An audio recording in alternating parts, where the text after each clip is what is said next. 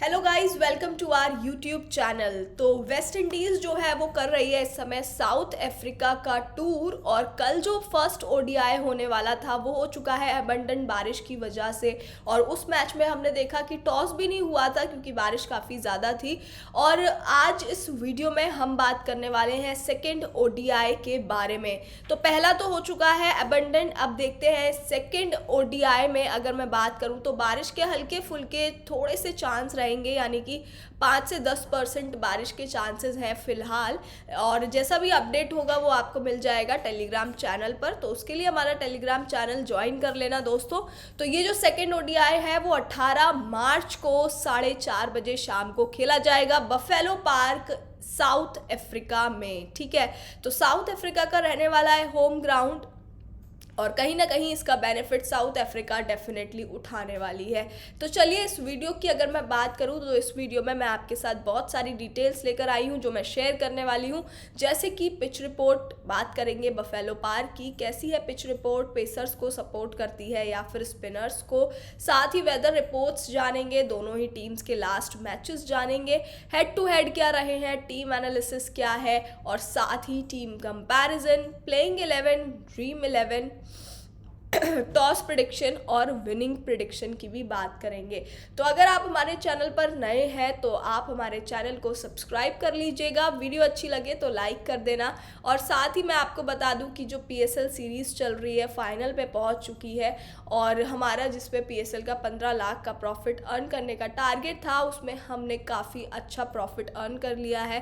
23 लाख का प्रॉफिट हमने उसमें अर्न कर लिया है। और अभी तो खैर 2 एलिमिनेटर 2 और फाइनल मैच ऑलरेडी बचा हुआ है, उसमें भी मिलकर बहुत सारा प्रॉफिट अर्न करते हैं। लॉस हुआ है तो आप बिल्कुल सही प्लेटफॉर्म पर आए हैं, यहाँ पर आपको 100% लॉस कवर की गारंटी होती है। तो चलिए इस वीडियो में आगे बढ़ते हैं और बात कर लेते हैं। ये जो मैच है वो बफेलो पार्क में खेला जाएगा, यानी कि अगर मैं यहाँ की पिच की बात करूँ तो बैटिंग पिच ग्राउंड है और साथ ही जो पिच है वो यहाँ पर बाउंड्री एरिया भी नॉर्मल है, तो यहाँ पे इजीली जो है बाउंड्रीज लग सकती हैं। और जैसे जैसे मैच जो है वो शुरू होता है विकेट्स निकलने ना धीरे हो जाते हैं थोड़े से, यानी कि शुरुआती ओवर्स में आपको ज़्यादा विकेट्स निकलते हुए नजर आएंगे एज़ कम्पेयर टू बाद में जैसे जैसे मैच जो है वो चलता रहेगा। ठीक है, और जैसे जैसे पिच जो है वो स्लो होती है स्पिन बॉलर्स को फ़ायदा मिलता है। अब अगर मैं बात करूँ पेसर्स और स्पिनर्स की तो इस पिच पर पेसर्स को ज़्यादा सपोर्ट करती है ये पिच, यानी कि पेसर्स इस पिच पर ज़्यादा इफेक्टिव रहते हैं। जैसे कि मैंने आपको बताया कि शुरुआती ओवर में जब पिच जो है वो नई होगी तो आपको विकेट्स भी जल्दी निकलेंगे और पेसर्स ही विकेट्स निकालते हुए नजर आएंगे। लेकिन जैसे जैसे पिच पुरानी होती जाती है, मैच चालू होता है, उसके बाद ना विकेट्स निकालना यहाँ पे थोड़ा मुश्किल होता है। और जो विकेट्स भी निकलते हैं ना वो यहाँ पर हमारे स्पिनर्स निकालते हैं बाद में। ठीक है, तो ऐसा नहीं है कि पेसर्स ही इंपॉर्टेंट हैं, सिर्फ दोनों ही इंपॉर्टेंट हैं। हम अपनी टीम में, ड्रीम टीम में दोनों को ही लेने वाले हैं। ड्रीम टीम में कौन से प्लेयर को पिक करना है, कौन से प्लेयर को ड्रॉप करना है, इस बारे में भी बात करेंगे, तो वीडियो में आखिर तक बने रहना। हर एक प्लेयर की बात करने वाले हैं इस वीडियो में। तो आगे चलते हैं, पेसर्स वर्सेस स्पिनर्स जान लिया है। अब यहाँ पर अगर मैं साउथ अफ्रीका की रिसेंट फॉर्म की बात करूँ तो साउथ अफ्रीका का रिसेंट मैच जो है ओडीआई वो इंग्लैंड के साथ हुआ था, जिसमें इंग्लैंड पहले बैटिंग करती है, 346 का टारगेट देती है जिसको साउथ अफ्रीका चेज नहीं कर पाती। और ये मैच साउथ अफ्रीका 59 रन से हार गई थी, सॉरी।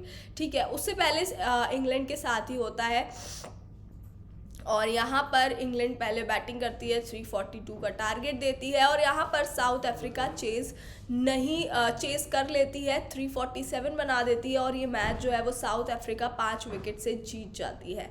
थर्ड मैच की अगर मैं बात करूँ तो साउथ अफ्रीका का इंग्लैंड के साथ यही सीरीज़ का पहला मैच हुआ था, जिसमें साउथ अफ्रीका पहले बैटिंग करती है और 298 का टारगेट देती है जिसको इंग्लैंड चेज नहीं कर पाती और साउथ अफ्रीका ये मैच 27 रन से जीत जाती है। अगर हम रिसेंट फॉर्म देखें, जब साउथ अफ्रीका इंग्लैंड के साथ 2 मैचेस जीती है और 1 हारी है, तो कहीं ना कहीं आप समझ सकते हो कि साउथ अफ्रीका को भी हम हल्के में नहीं आंक सकते। और अब जो ये मुकाबला है ना वो वेस्ट इंडीज़ के साथ होने वाला है, तो कहीं ना कहीं काफ़ी कह सकते हो आप, कहीं ना कहीं थोड़ा सा पर्रा जो है वो साउथ अफ्रीका का भारी रहने वाला है। है। खैर ये चीज़ अभी से ही हम फाइनल नहीं कर सकते, आगे चलते हैं और स्टैट्स पे बात करते हैं। तो यहाँ पर अगर मैं वेस्ट इंडीज़ की बात करूँ तो वेस्ट इंडीज़ की जो लास्ट सीरीज़ थी वो न्यूजीलैंड के साथ खेली थी उन्होंने, जिसमें न्यूजीलैंड के साथ जो 3 ODI हुए थे उसमें से 2 हारी है वेस्ट इंडीज़ और सिर्फ 1 जीती है।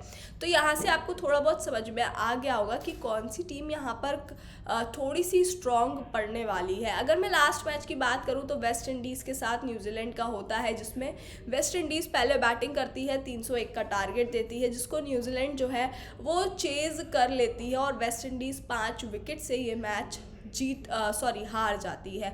उससे पहले अगर मैच की बात करूं तो न्यूजीलैंड पहले बैटिंग करती है, 212 का टारगेट देती है, जिसको यहां पर वेस्ट इंडीज़ जो है वो चेज़ नहीं कर पाती और वेस्ट इंडीज़ 50 रन से हार जाती है।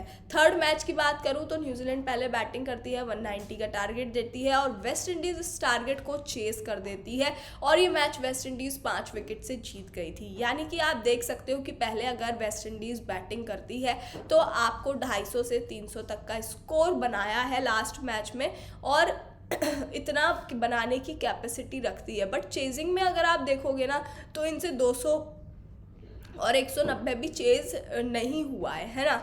तो कहीं ना कहीं आपको यहाँ से थोड़े बहुत स्टैट्स समझ में आ ही गए होंगे कि कौन सी टीम इस मैच को जीत सकती है, कौन सी टीम यहाँ पर स्ट्रॉन्ग रहने वाली है। आगे चलते हैं और टीम कंपैरिजन की बात करते हैं। तो ये जो पिच है बफेलो पार्क की, वहाँ पर साउथ अफ्रीका का होम ग्राउंड है, तो ऑब्वियसली साउथ अफ्रीका को इस पिच पर ज़्यादा एक्सपीरियंस है और साथ ही विनिंग परसेंटेज भी यहाँ पे साउथ अफ्रीका का अच्छा है। यानी कि 10 मैच अगर उसने खेले हैं तो उसमें से 9 जीती है। एवरेज स्कोर 241 और हाईएस्ट रहा है 369 का। वहीं पर अगर मैं वेस्ट इंडीज़ की बात करूं तो वेस्ट इंडीज़ ने 2 मैच खेले हैं, जिसमें से 1 जीती है और 1 हारी है। तो कहीं ना कहीं ऐसा नहीं है कि वेस्ट इंडीज़ को भी थोड़ा बहुत एक्सपीरियंस है इस पिच का, भले ही 2 मैच खेले हों लेकिन उसमें से 1 मैच जीता भी है। यहीं पर एवरेज स्कोर जो है वो 207 रहा है और हाईएस्ट स्कोर 292 रहा है वेस्ट इंडीज़ का। आगे चलते हैं और हेड टू हेड की बात करते हैं। तो अगर मैं हेड टू हेड की बात करूं तो 3 मैचेस खेले गए हैं दोनों के बीच में, जिसमें से 1 मैच जो है वो साउथ अफ्रीका जीती है और वेस्ट इंडीज़ जीती है 2 मैचेस। तो कहीं ना कहीं हेड टू हेड में आप कहोगे कि वेस्ट इंडीज़ स्ट्रॉन्ग है, लेकिन ये काफ़ी पुराने का मैच हुआ था इनका, मुझे लगता है शायद 2016 या 2017 में हुआ था और तब से लेकर अब तक जो टीम है वो काफ़ी ज़्यादा स्ट्रॉन्ग हो चुकी है साउथ अफ्रीका।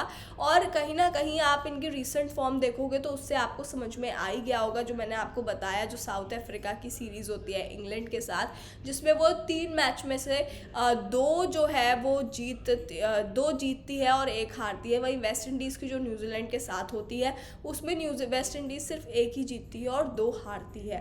ठीक है, तो हेड टू हेड जान लिया है मैंने, आपको टीम कंपैरिजन बता दिया है, वेन्यू पर कौन सी टीम स्ट्रॉन्ग रहने वाली है इस बारे में भी बात कर ली है, पिच के बारे में बात कर ली है। आगे चलते हैं और टीम्स की प्रोबेबल प्लेइंग 11 जानते हैं। तो सबसे पहले अगर मैं वेस्ट इंडीज़ की प्रोबेबल प्लेइंग 11 की बात करूं तो Shai Hope, Nicholas Pooran, Brandon King, Shamarh Brooks, Keacy Carty, Kyle Mayers, Jason Holder, Yannic Cariah, Akeal Hosein, Alzarri Joseph और केविन यहाँ पर रहने वाली है प्लेइंग 11 प्रोबेबल। अब यहाँ पर टीम जो है वो 5 बैट्समैन, 2 ऑलराउंडर्स और 4 बॉलर्स के साथ जा सकती है।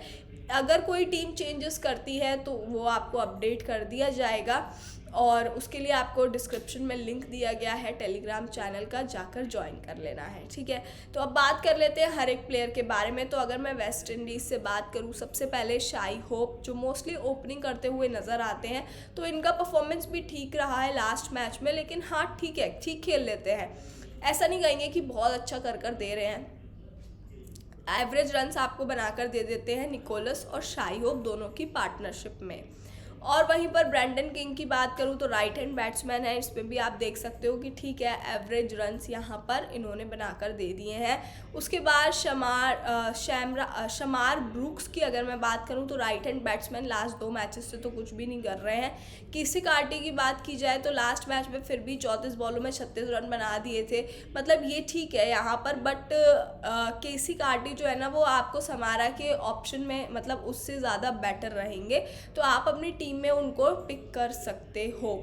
यहीं पर अगर मैं ऑलराउंडर्स की बात करूँ ना, तो कायले मेयर्स और जेसन होल्डर 2 ऑलराउंडर्स हैं वेस्ट इंडीज़ में से, जिसमें से दोनों ही ऑलराउंडर्स बेहतरीन हैं। बट अगर मैं दोनों में से एक के साथ की कहूँ तो जेसन होल्डर आपके लिए ज़्यादा अच्छे रहेंगे। परफॉर्मेंस यानी कि बैटिंग में भी अच्छा परफॉर्मेंस रहा है और साथ ही में बॉलिंग में भी इनका परफॉर्मेंस काफ़ी अच्छा देखने के लिए मिला है। तो अगर ऑलराउंडर्स आपको पिक करने हैं तो आप जेसन होल्डर के साथ डेफिनेटली जा सकते हो। विकेट्स भी आपको निकाल कर दे देते हैं और साथ ही बैटिंग करके रन्स भी आपको बनाकर दे ही देते हैं। यानी कैरियर की बात करूं तो right arm leg spin bowler हैं और यहाँ पर लास्ट 3 मैचेस में से 2 मैचेस में तो विकेट निकाला है, एक में नहीं निकाला था और साथ में 10 से 6 ओवर ओडीआई में आपको कराते हुए नज़र आएंगे और यहाँ पर आप एक आध विकेट जो है वो एक्सपेक्ट कर सकते हो। अकील हुसैन की बात करूँ तो लास्ट 2 मैचेस से, एक तो टीम जो है ना इन्होंने अभी रिसेंटली पीएसएल में खेला था और 3 मैचेस जो है ना उसमें 3-3 ओवर टीम ने उनसे कराए विकेट्स, तो इनसे फिर भी नहीं निकला 2 मैचेस में और रन्स भी ठीक ही दे दिए थे इन्होंने, तो कुछ खास परफॉर्मेंस नहीं देखने को मिला है अकील हुसैन से। अलजारी जोसेफ की बात करूं तो right arm fast medium bowler हैं, अच्छे बॉलर हैं, कंसिस्टेंट हैं, डेफिनेटली विकेट निकाल कर देते हैं, अच्छे ओवर्स आपको कराते हुए नजर आएंगे और साथ ही रन्स भी ना ओपोनेंट टीम को इतने ज़्यादा नहीं देते हैं, मतलब देते तो हैं ही ऑब्वियसली, बट विकेट्स भी निकाल लेते हैं। केविन सिंक्लेयर की बात करूं तो right arm off spin bowler है, ये भी अगर 3 मैचेस खेले हैं तो उसमें से 2 मैचेस में विकेट्स निकाली है और 1 मैच में विकेट नहीं निकाली है और साथ ही 6 से 10 ओवर आपको कराते हुए नज़र आने वाले हैं, तो इम्पॉर्टेंट तो रहेंगे ही, विकेट्स भी आपको निकाल कर दे सकते हैं। तो यहाँ पर अगर मैं इंपॉर्टेंट की बात करूँ तो ऑलराउंडर्स में मैंने आपको बताई दिया है, जेसन होल्डर आपके लिए बेस्ट ऑप्शन रहेंगे जो आपको बैटिंग के साथ साथ बॉलिंग में भी अच्छा परफॉर्मेंस करके दे सकते हैं। वहीं बॉलर्स की बात करूं तो अलजारी और केविन हमारे लिए अच्छे रहेंगे, आप पिक कर सकते हो। वहीं पर अगर मैं बैटिंग की बात करूं ऊपर बैटिंग लाइनअप से तो शाई होप भी ठीक है, आप अपनी टीम में पिक कर सकते हो। आगे चलते हैं और साउथ अफ्रीका की प्रोबेबल प्लेइंग 11 जान लेते हैं। तो अगर मैं साउथ अफ्रीका की प्रोबेबल प्लेइंग 11 की बात करूं तो यहाँ पर ऑलराउंडर्स के साथ तो टीम नहीं जा रही है फिलहाल, हो सकता है कि टीम चेंजेस करे, तो इन्होंने ऑलराउंडर्स नहीं लिए हैं, 4 इन्होंने बॉलर्स लिए हैं और 6 बैट्समैन लिए हैं, ठीक है। तो सबसे पहले यहाँ पर बात कर लेते हैं तेम्बा की। तो तेम्बा का रिसेंट फॉर्म काफ़ी अच्छा रहा है, इंपॉर्टेंट प्लेयर रहेंगे, अगर ये अच्छे फॉर्म में खेले तो ओपनिंग आप साउथ अफ्रीका से काफ़ी अच्छी एक्सपेक्ट कर सकते हो। वहीं रीज़ा हैंड्रिक्स की बात करूँ तो इनसे भी मतलब दोनों अच्छे हैं, प्लेयर्स हैं और अच्छी पार्टनरशिप आपको देखने को मिल सकती है। वहीं मैंने आपको बताया कि अगर ये तेम्बा और रीज़ा चल गए तो आप एक अच्छी ओपनिंग डेफिनेटली एक्सपेक्ट कर सकते हो।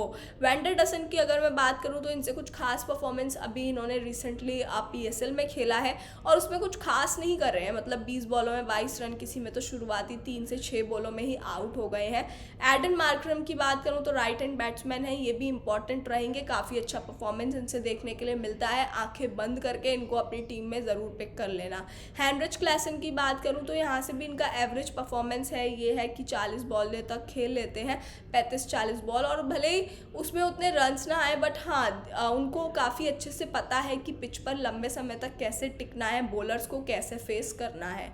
डेविड मिलर की बात करूं तो राइट हैंड बैट्समैन कुछ खास नहीं कर रहे हैं, हाँ बट अच्छे प्लेयर हैं नो डाउट, और लेकिन पीएसएल में भी इन्होंने शायद खेला था तो उसमें कुछ खास परफॉर्मेंस देखने के लिए नहीं मिली थी। मार्को जेनसन की बात करेंगे तो मार्को जेनसन बॉलर अच्छे बॉलर हैं, तीनों मैचेस में कंसिस्टेंसी नज़र आई है। साउथ अफ्रीका की कह सकते हैं बॉलर्स जो हैं वो काफ़ी अच्छे हैं, मतलब विकेट्स आपको निकाल कर दे सकते हैं। वहीं वैन पार्नेल की बात करूं तो left arm fast medium bowler है, मीडियम फास्ट बॉलर है और इनसे थोड़ी सी कंसिस्टेंसी नज़र नहीं आती है विकेट्स निकालने में, मतलब ज़रूरी नहीं है हर मैच में चले या ना चले और टीम इनसे ज़्यादा ओवर करवाती भी नहीं है। ससंता नगमगाला की बात करूं तो इम्पॉर्टेंट रहेंगे, आंखें बंद करके इनको भी अपनी टीम में ले लेना, विकेट्स निकाल कर आपको डेफिनेटली देंगे। तीनों मैचेस में कंसिस्टेंसी देखने के लिए मिली है। लुंगी निगड़ी की बात करूं तो राइट आर्म फास्ट बॉलर हैं, ये भी अच्छे रहेंगे, लास्ट मैच में भले ही ना चले हो लेकिन उससे पहले आप देख सकते हो काफ़ी अच्छा परफॉर्मेंस रहा था, 4 विकेट 2 विकेट निकाल के दिए थे।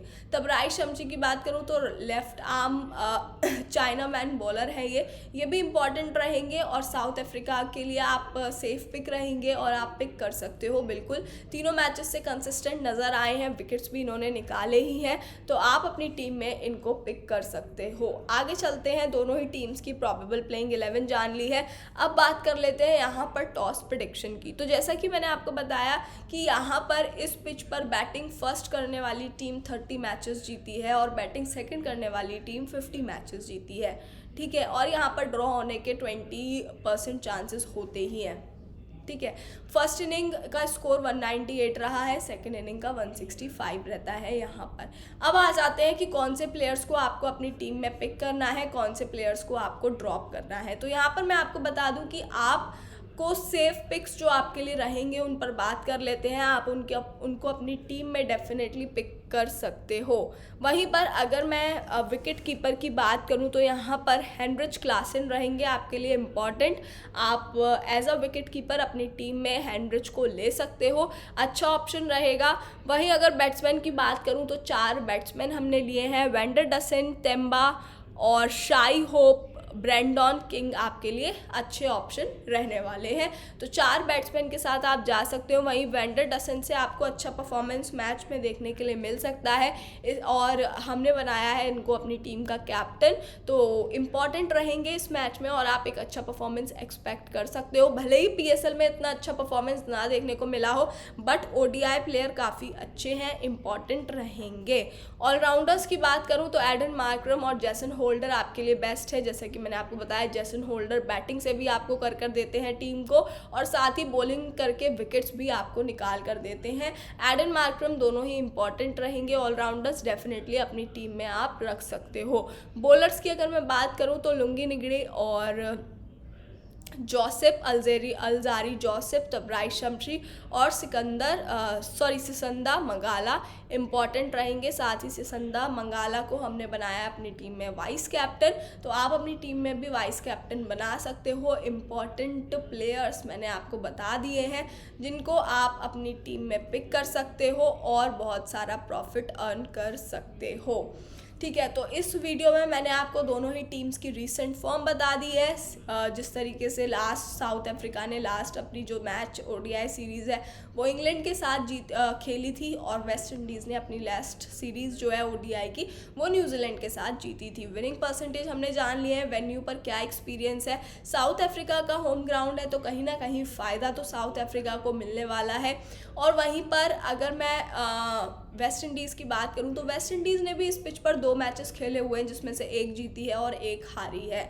तो यहाँ पर हेड टू हेड मैंने आपको बता दिया है कि पहले 3 मैचेस खेल चुकी है हेड टू हेड, शायद 2016 में खेला था इन्होंने और उसमें से 2 मैचेस वेस्ट इंडीज़ तब जीती थी। उस टाइम पर वेस्ट इंडीज़ कह सकते हैं कि कहीं ना कहीं हैवी थी, बट अब जो है वो साउथ अफ्रीका का इस मैच में कहीं ना कहीं जो पड़ रहा है वो भारी रहने वाला है। तो काफ़ी इंटरेस्टिंग मैच आपको देखने के लिए मिलने वाला है। आप अगर चैनल पर नए हैं तो मैं आपको बता दूं कि वीडियो अच्छा लगा हो तो लाइक कर देना, चैनल को सब्सक्राइब कर लेना। लॉस हुआ है तो लॉस रिकवर भी हमारे साथ जुड़कर आप कर सकते हैं। अब आ जाता है कि इस मैच को कौन जीतेगा। तो अगर मैं इस मैच की बात करूं तो इस मैच को साउथ अफ्रीका जीतेगी। चांसेस जो हैं वो यहाँ पे साउथ अफ्रीका के जीतने के ज़्यादा हैं क्योंकि यहाँ पर हमने सारे स्टैट्स देखे हैं, अभी मैंने आपको सारी रीसेंट फॉर्म भी बताई है। तो ये मैच जो है वो साउथ अफ्रीका जीत सकती है। अब ये प्रेडिक्शन हमारा कितना एक्यूरेट है वो आपको तभी पता चलेगा